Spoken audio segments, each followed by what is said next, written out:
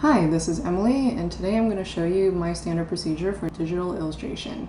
So, just a heads up, I live in a pretty noisy neighborhood, so there's going to probably be a lot of sirens and trucks. So anyway, my standard procedure, usually the first thing I do is sketch. Second thing, I usually do like a second pass. Like a little bit more detailed outlining and establishing like where I want the placement of objects or whatever to go. And then usually I blob colors. You'll see when I show you. And then from there I just do details with color.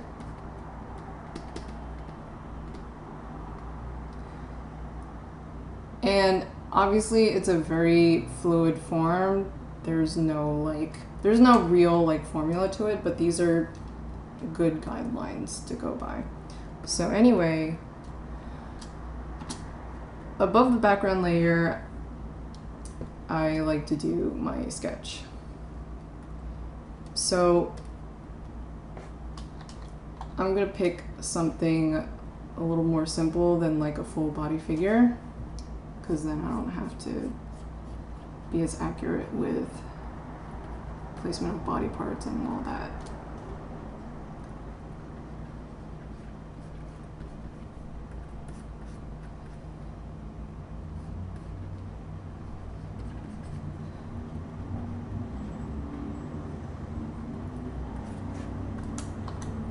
So during this step,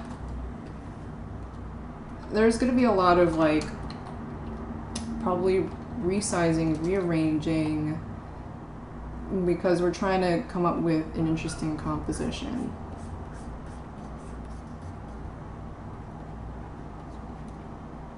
So I'm not really looking to make something totally perfect. Yeah, that could take forever for me, but I don't even know at this point what I'm doing, but that's actually kind of the point of this step, is deciding what you want to do.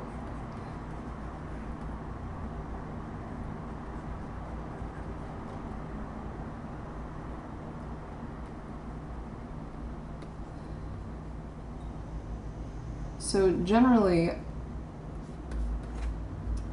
when I teach my students, I like for them to spend more time sketching, and by sketching I mean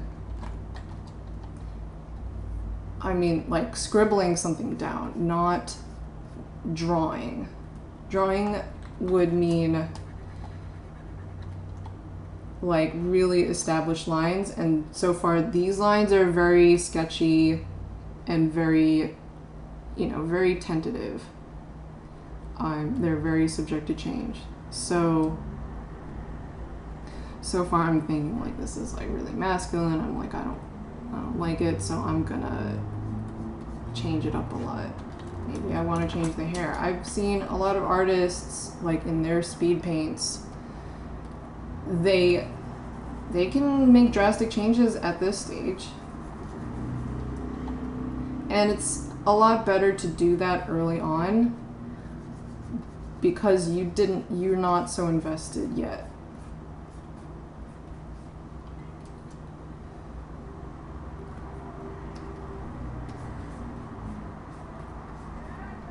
So it's actually good to spend a good amount of time early on, so that you have a nice firm foundation.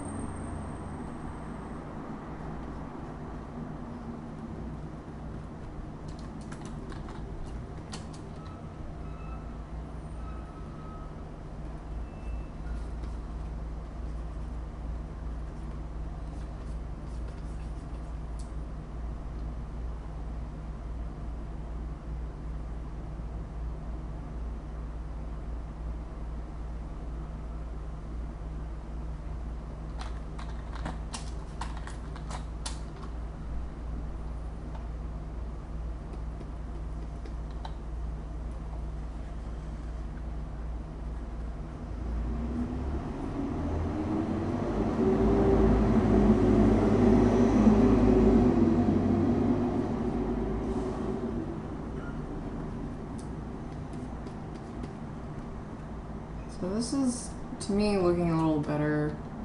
Just, it's, at this stage, it's about making it to your liking, the foundation, and also getting anything that's like anatomically inaccurate, like fixing that, because you don't want to fix that when you're so focused on details and like coloring and shading.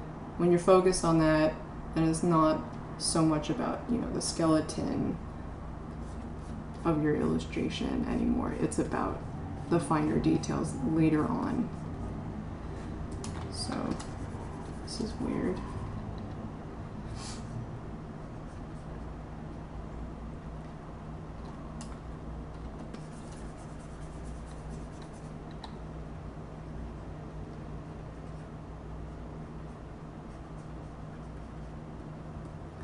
So as you can see, I'm being very willy-nilly about this.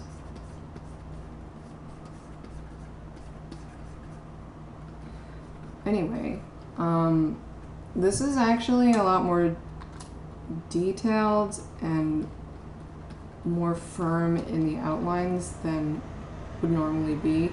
So actually, I'm going to backtrack a little bit.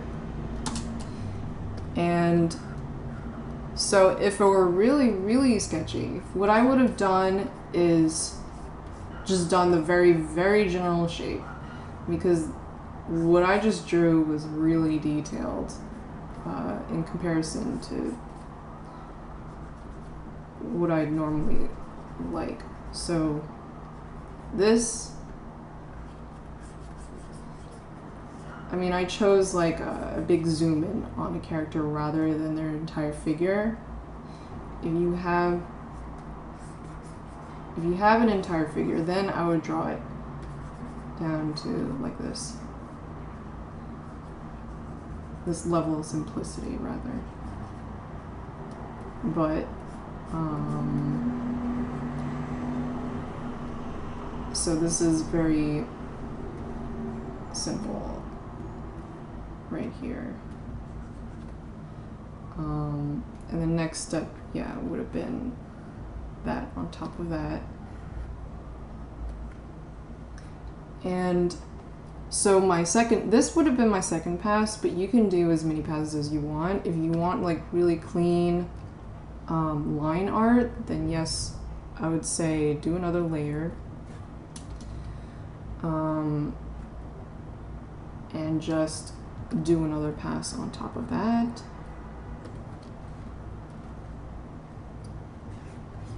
Especially if you actually want these lines to be part of your final product. Which normally for me, the way I illustrate stuff, I don't actually have these lines. So I'm just doing another pass.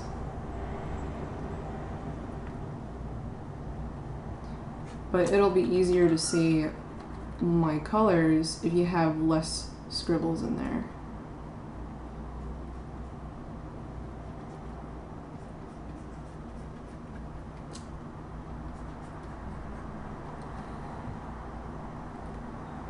You can omit whatever details you don't actually want in there. You can do some changes in your next pass.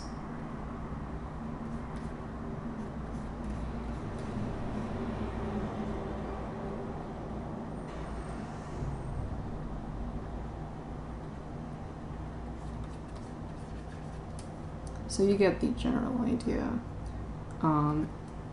So, I mean, I don't have to do another pass. You can if you want to. So, the next step is blobbing colors. And this, one of the most important things about that step to me is the silhouette. So I'm going to make another layer, and it's going to be below the outlining layers. So I'm not really one of those people who does like a million layers, because I like to keep things simple and kind of treat the canvas like it's an actual like painting. Because in painting, you can't just isolate the layers of colors or strokes. I mean, you can do that in digital art if that's what you want. But as far as like digital painting, I kind of keep it pretty simple. So anyway, what I really like to do is fill in the background with, I don't know, I just pick a color. Let's pick this color, and then I go for like a slightly darker, but it's still like mid-tone, and then I fill the entire image so that we're working from mid-tones to the more extreme lighter and darker tones. So, and then when we're using the color picker, I like to sample from all the layers, like as if the entire image was flat or all the layers were merged. So now I'm gonna blob out the silhouette. And so for now we're gonna keep it simple and do like a darker version of like the same color. So I like to work from darker to lighter, and then from there just get to the more extremes, work my way out from midtones. I should use a larger brush.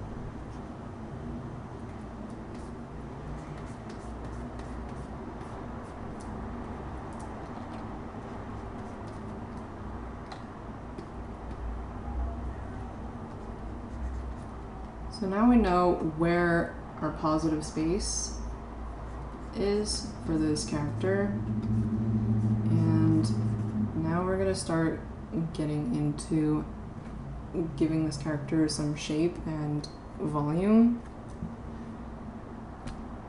And I'm gonna lower the opacity of the outlines because I don't actually want them to be in the final product. I want it to be like more painterly. So now I'm gonna go into a darker midtone, but it's brighter than the color I've chosen for this silhouette. And what I like to do is, like, on this color wheel, just go more towards like purple or magenta, and just go a little bit brighter. And from there, I just start to pick some points where the light is hitting the face.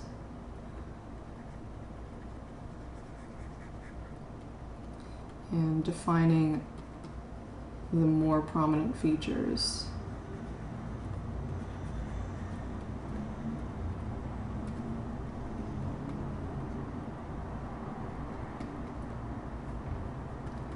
So just start like really delicately.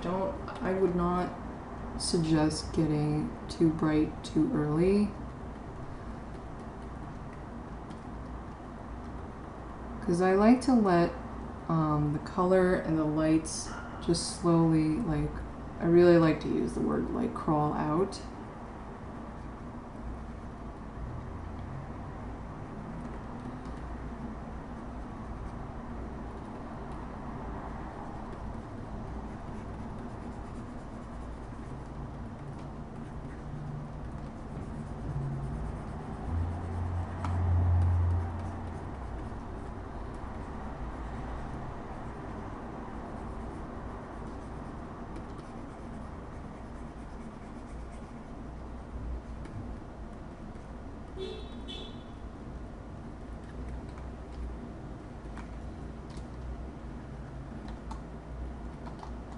So from there, we're gonna get a little brighter, and as we get brighter, we get more colorful and more towards like the actual color of the skin.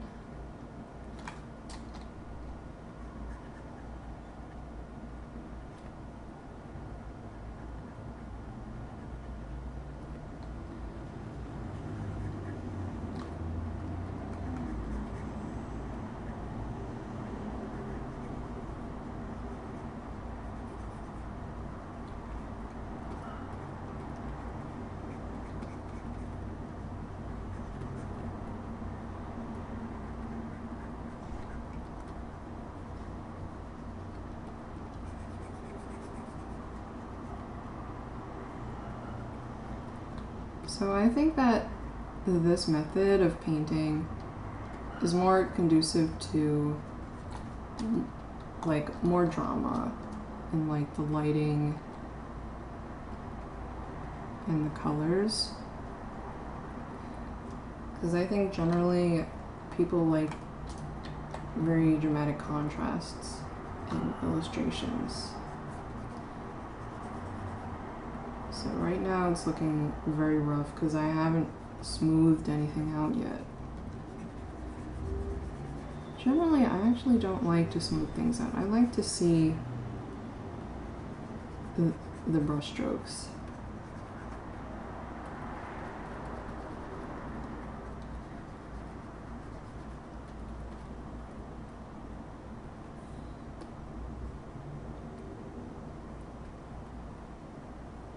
So I'm going to do the lips a little bit. So generally the upper lip, assuming the light comes from top to down, the upper lip is generally darker.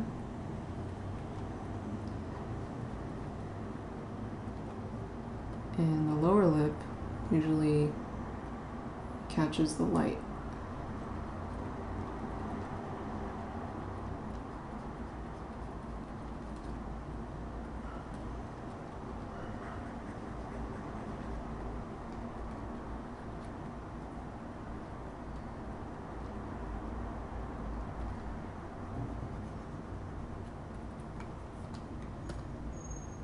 So now we're just going to move away from the line art.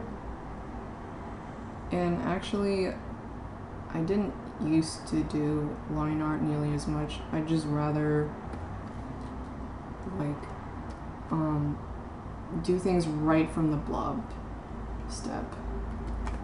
So, but without the structure of the outlines, you're gonna find yourself fixing your mistakes later, which is like technically a little bit more trouble, but I guess I was like fine with that.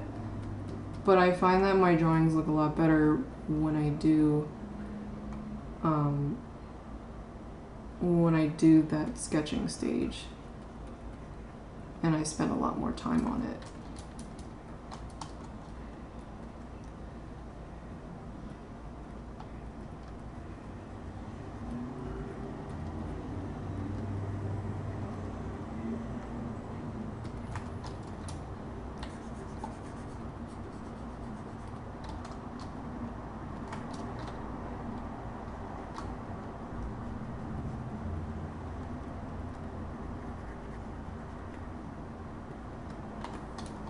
So when I get away from the lines, I make sure that the contour is nice and smooth, not all jagged.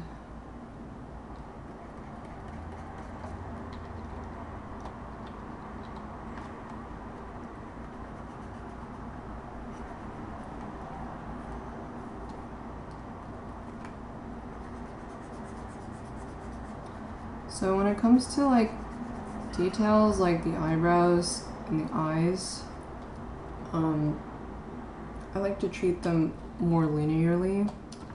So then I'm gonna color this a little bit brighter over here and then work from brighter to darker.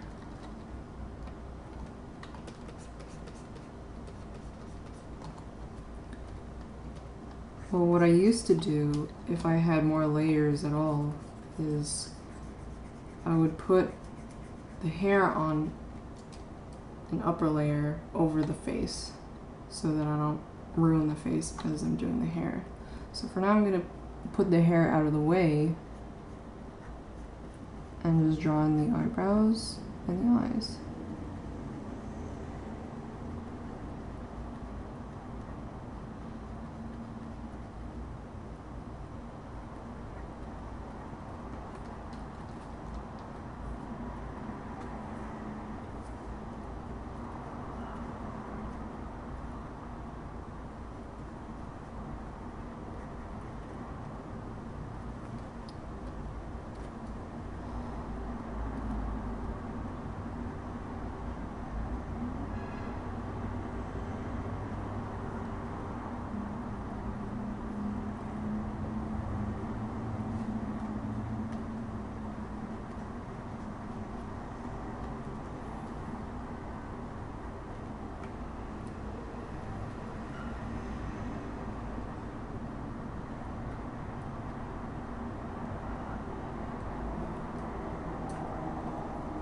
So generally with the eyes, it's brighter in the lower part of the eyeball because the upper eyelid or the upper eyelashes are thicker and thus casting a kind of shadow.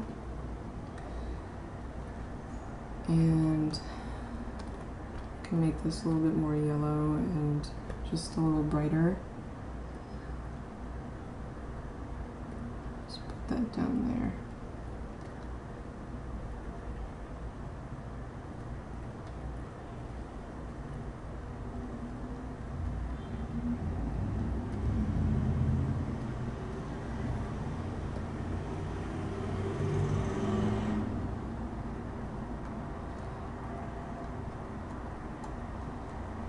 So I feel as if this is like everybody's favorite part with the eye is putting the glint on it because it makes it really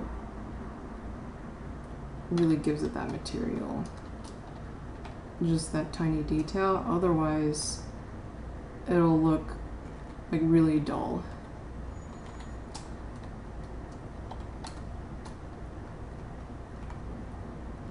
But even then, like, it shouldn't be completely white. Like, this isn't totally white, and actually that's what I put over there is really bright.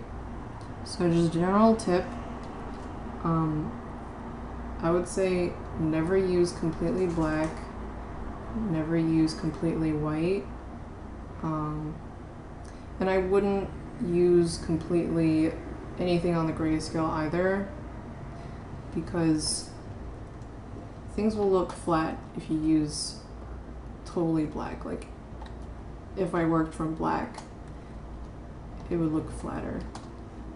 So the way you make things brighter or darker is make it bright in comparison to whatever's next to it, or make things darker,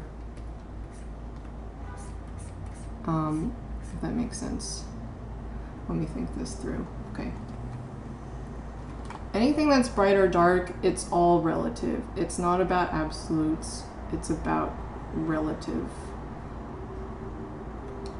Being relatively bright or dark in comparison. So for example, this is right over here on the scale of brights and darks. It's like right in the middle, but it's like the brightest thing here other than this glint over here. So it's not absolutely like that bright at all, actually.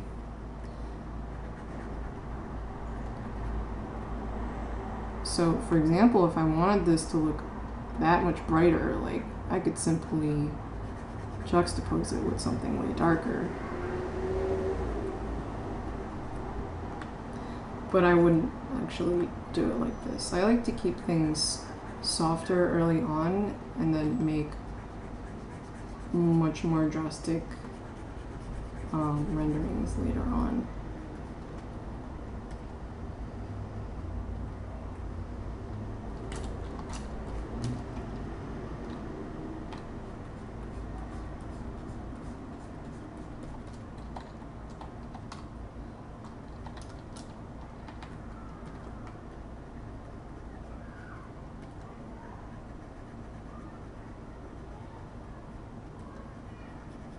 So anyway, I think I'm gonna take a break from the face.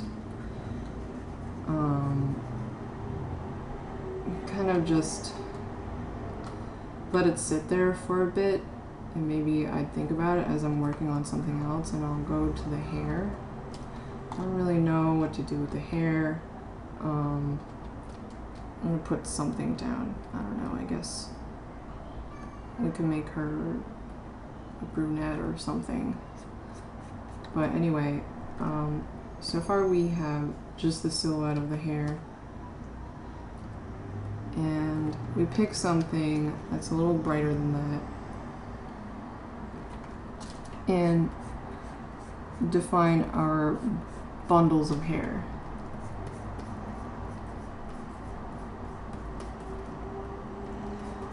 But be subtle. Don't go in there like something like extremely bright, because we want to save the very bright and dark stuff till the end and limit those things, because otherwise everything's gonna look washed out.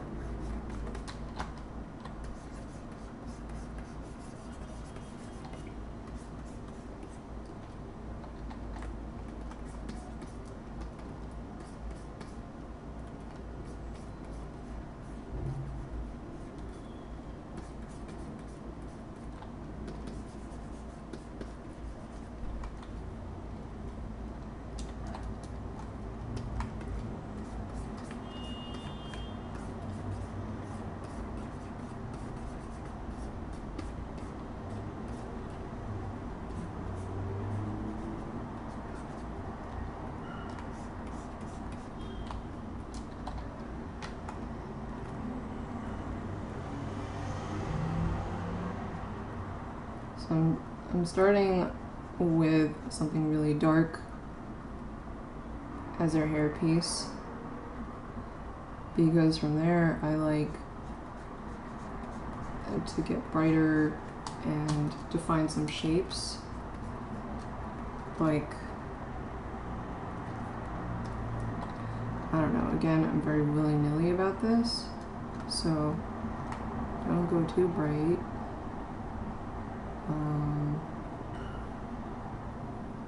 Just like define some forms. I want it kind of metallic.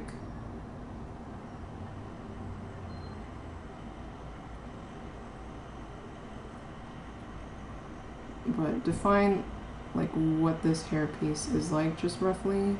Could be anything, but as long as is not too bright, but we can see roughly what is going on. Then from there we get brighter.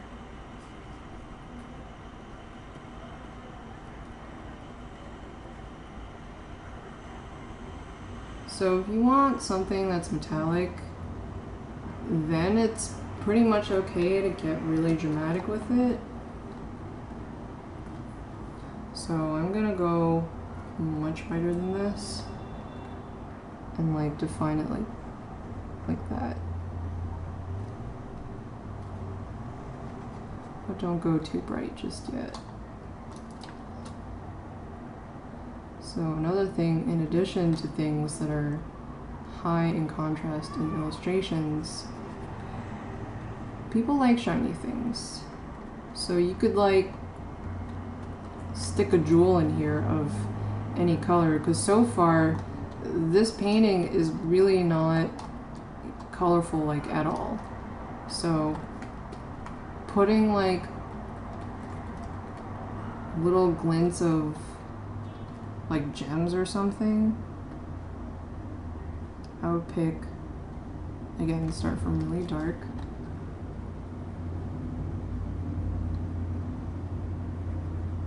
And then really delicately make a little brighter and kind of just make it glow.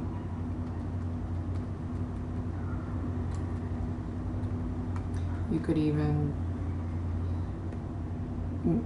make it literally glow, and it's like got light coming out of it.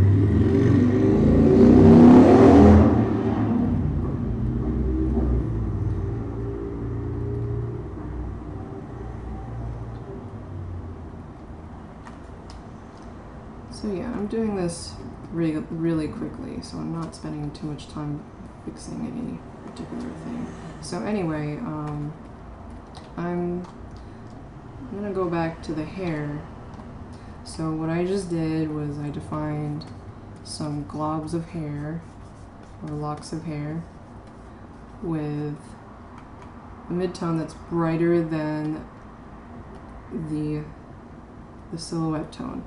So now what I can either do is still keep getting brighter, or I can shade in a little bit. But I would say at this point be really delicate about it. In fact, I could lower the opacity of my brush and then just give them some dimension. The locks of hair, and give the ear some dimension.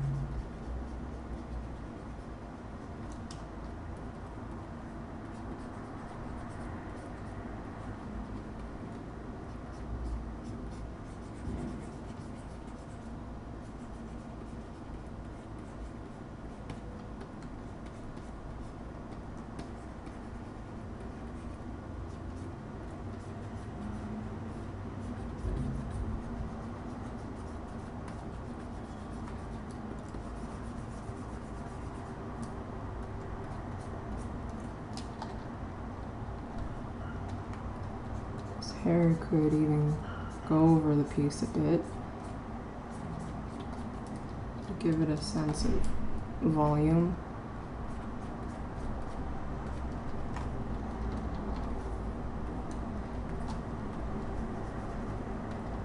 Like it's actually there and not just stuck there.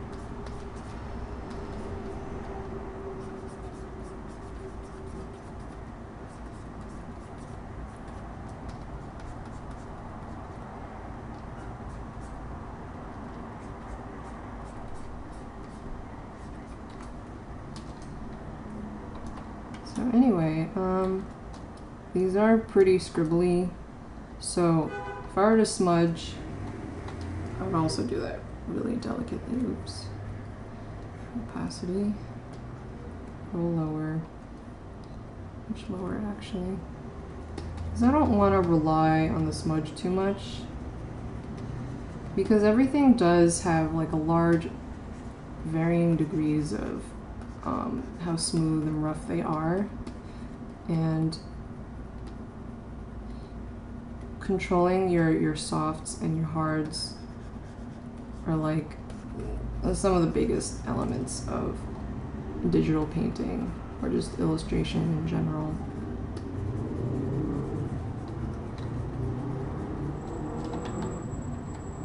So people like to see for example, when it gets brighter, it gets more colorful, and the other thing that people like to see is as it gets more colorful and more bright, it could be sharper.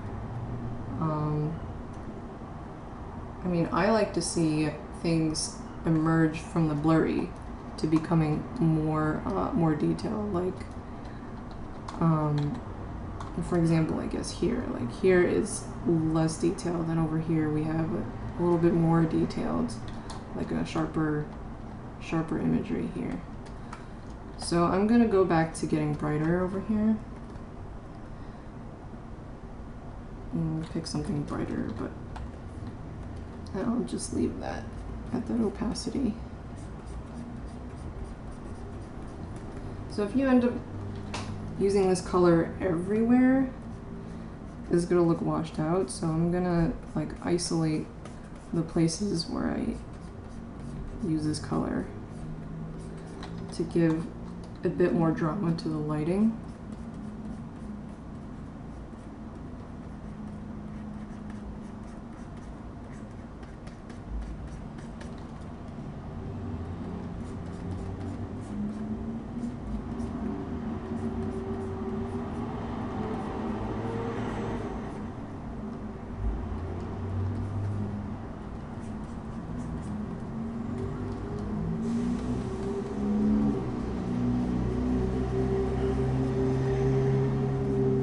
So just in general, if you like limit the places but make them really pop and really come out,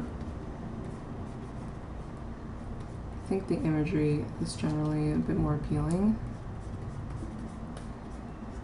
Because I've spent many years where I didn't even think of this. I thought like, oh, I have to illuminate everything.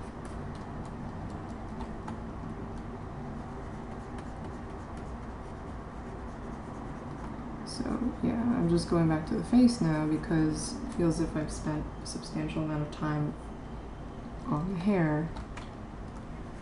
I want to move the hair away more again.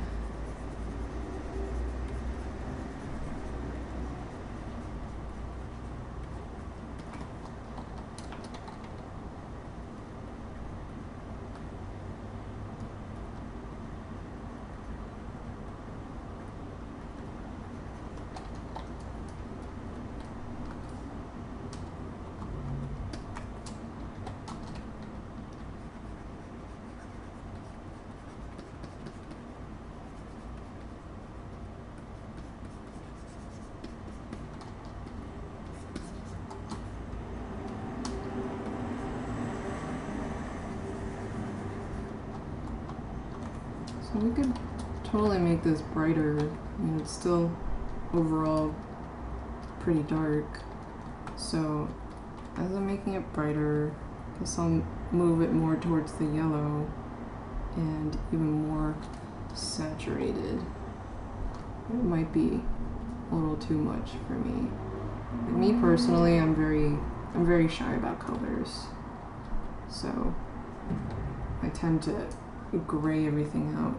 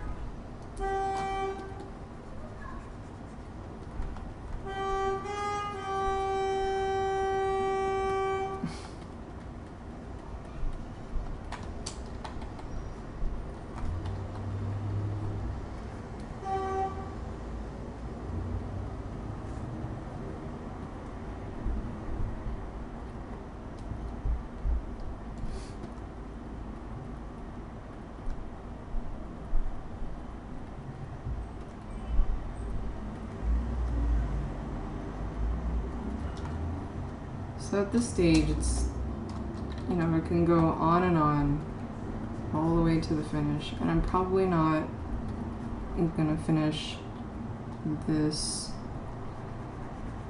painting in this video. So from here, it's all about, you know, where you put the details and what you do with them. And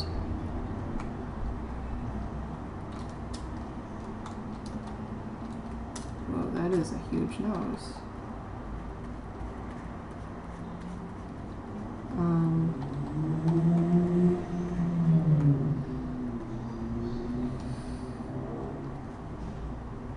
So yeah, from here,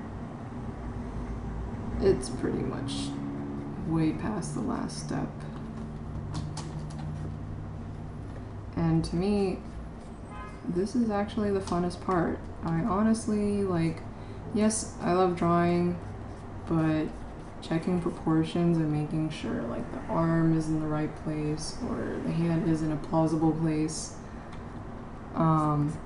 That's probably why I avoided the sketching part so much, and that's probably why a lot of my students don't like to sketch so much. They just want to get right down to the details. Understandable, because I feel that way myself, but it helps a lot in making sure that you're not focusing too much on, like, you know, the very basic stuff, which is proportions. You do that in the beginning, and you don't want to have to worry about it nearly as much later.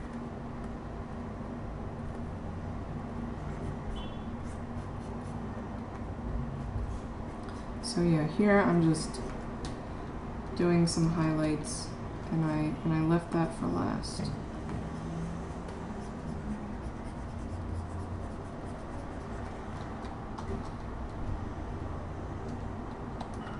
So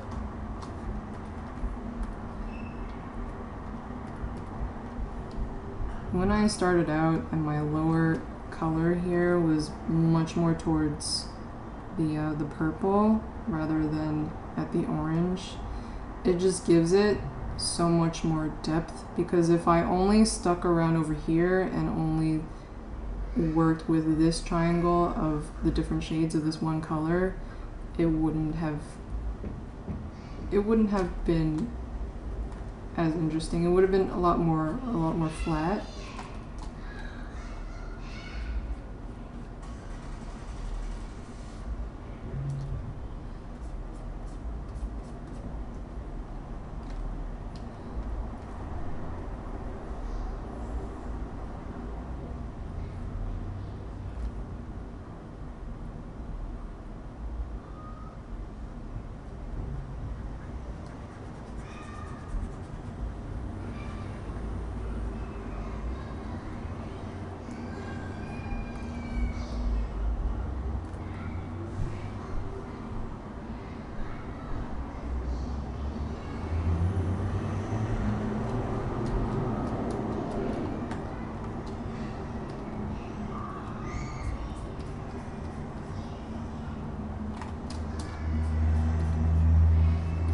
So one thing I really love about lighting sometimes is how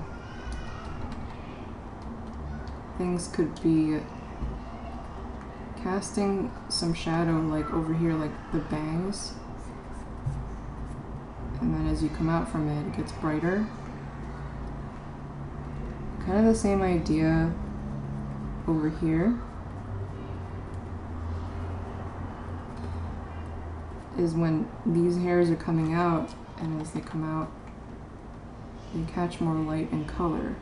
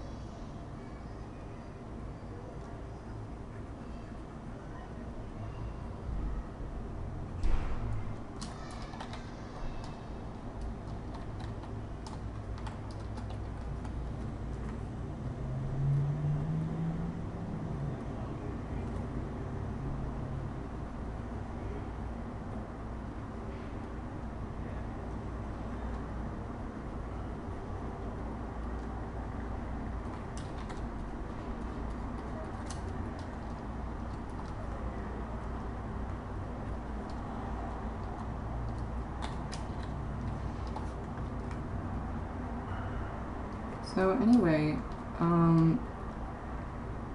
my average time for an illustration like this can be anywhere from like 1 to 6 hours or something like that. So this video is not going to be like 6 hours long.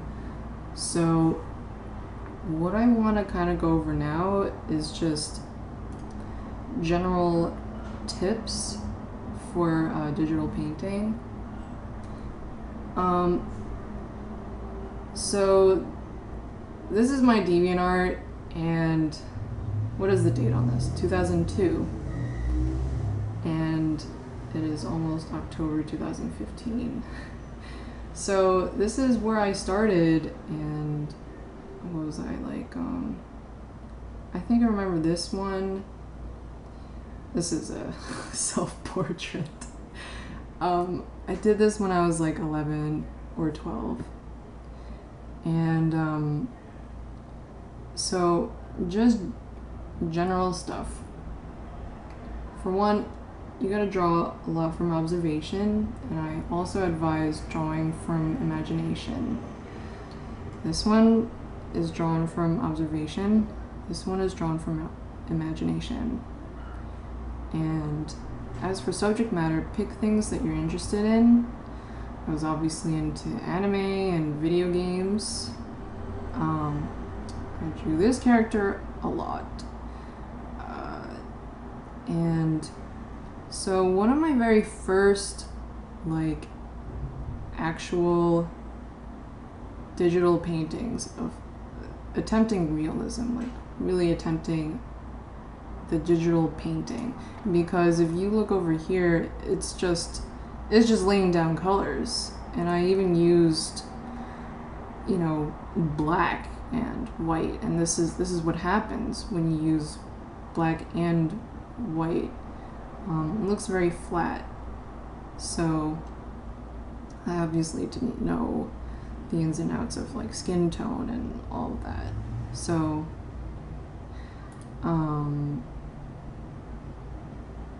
anyway, over here, so this is why I don't worship the Smudge Tool, is because everything is just gonna get really washed out. And a lot of the things about digital painting is controlling where you put the hards and the softs. And I decided, oh, I'm gonna make all of the skin really soft and only the main features like hard. So over the years, I just did both a mix of observation and imagination drawings and paintings. So this, I just can't believe that this is still here. This is from so long ago, and VCD, that is crazy. And over here, like, I guess I didn't use the Smudge Tool as much. Some people thought that I should have, looking at the comments down here. And some people actually like it without so much smudging. But yeah, what I said about the glint in the eye, it really does make a huge difference. Because once you put that in, it really says something different about the eye. It's not just like a hollow, dark thing in there. It's got dimension, and there is like always like a layer of like liquid over it. It's glossy. So, and then I did another one of like the same, guess I don't have the reference image in there, but yeah, I find that, for example, this image is a lot more interesting than this one. It's because there's so much more dramatic lighting in here. You know, the brights over here, and then like the shading over here, even inside the shade, is like really interesting because it's like illuminated down there.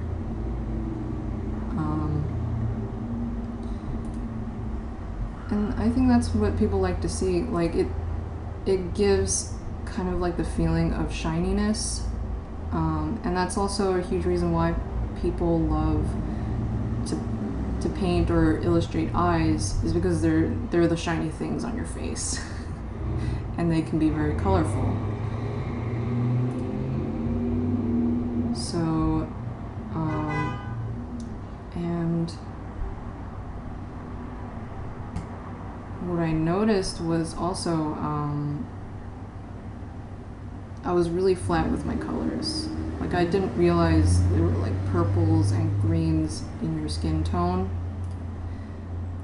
So later on, like for example, I painted this from a photograph with my friend, and there's a lot less like just blatantly smudging out like everything. I mean, there is a lot of smudging, but the strokes really like give like a sense of like the muscles, for example, and the greens over here really make this skin tone so much more convincing, like where you put your deep orange reds, so stuff like that. But what's really important when you're learning to draw and paint is that you really push yourself to just keep doing it, and just do things that you've never done before. Like at the time, I never did something like this.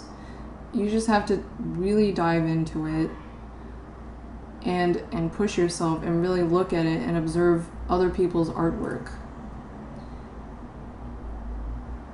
So yeah, this one I did from photo reference. And when you catalog all those details and all those things about reality, you can implement them in your own artwork that you paint from your imagination. So I guess I can look for something that I actually like that I did from my head. Yeah, stuff has definitely changed over the years. So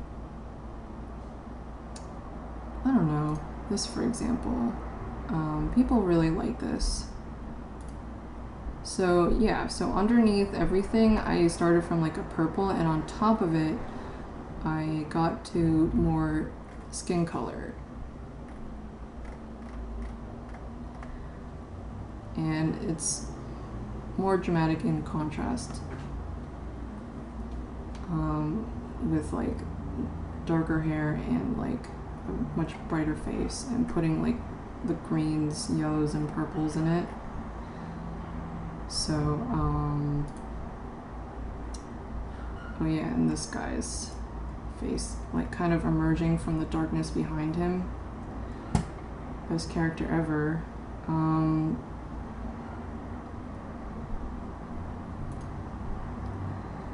So oh yeah, just generally, like when you're used to like making artwork, but a common thing when people create things for people to do is not finish their artwork. Like that does still happen to me, but I really try to push to make sure I finish things a lot more these days. For example, like this, for example, I never finished it, but I show it anyway. So if you're used to having like a huge collection of unfinished work,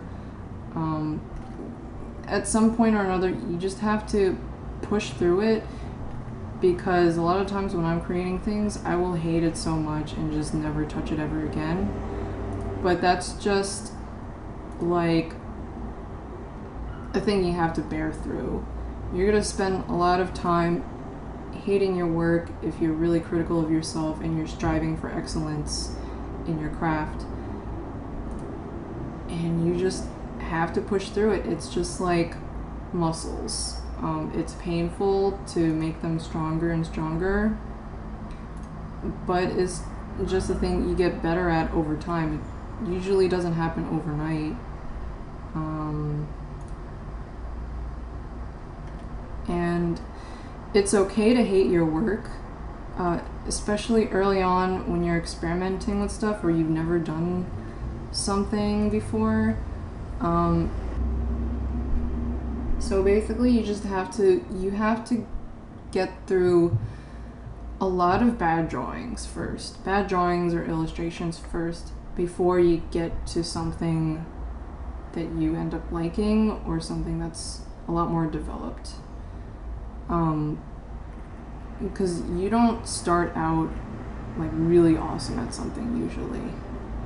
Because you can see like all these digital paintings I had to go through, like right now obviously I don't like my old drawings as much, but they had to come first in order to get to my later drawings, which are a lot more developed, and I've cataloged so much more from realism and from other artists. So in addition to knowing like what you like to draw, you should collect them.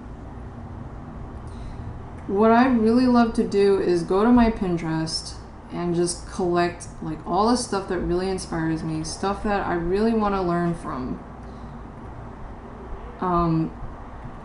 Sometimes I just sit down and just draw and paint something based off of like inspiration from that. And like if I were not recording myself, I would have like painted this from like drawing from looking at these. And I mean, other artists really inspire me, and whatever inspires you, I think that you should collect them all in one place. And it doesn't have to be Pinterest, it could be a folder in your computer, and anywhere else. You could print them out, put them on your wall, whatever it takes, so you don't have to actively go looking for them. Like, make it as easy as possible for yourself to find them and see them and remind yourself, oh yeah, I want to get like good like that. So most of the time when I'm drawing or painting, I'm always looking at someone who's like a million times better than me, because I always want to push myself. Because if you don't push yourself, you're not gonna improve that quickly. So this is like such a great example of the different colors that you can find in skin tones, except of course this looks a lot more exaggerated, but it's still very beautiful to me. So find something that you're fascinated by. Don't just collect things in your collection just because you think other people would want them in there. Just put things that you want in there and look at them and let yourself be fascinated. Because I know, like I do, I could stare at some of them for a while, and you know, so this is like an example of what I'm saying about like limiting your lighting points. Like I picked like over here, left the middle like really dark, and just brightened this bit. It's happening kind of like over here and like over here, and it gets darker over here, but we brighten, you know, very common interest points: the chest of a woman and the face of a woman.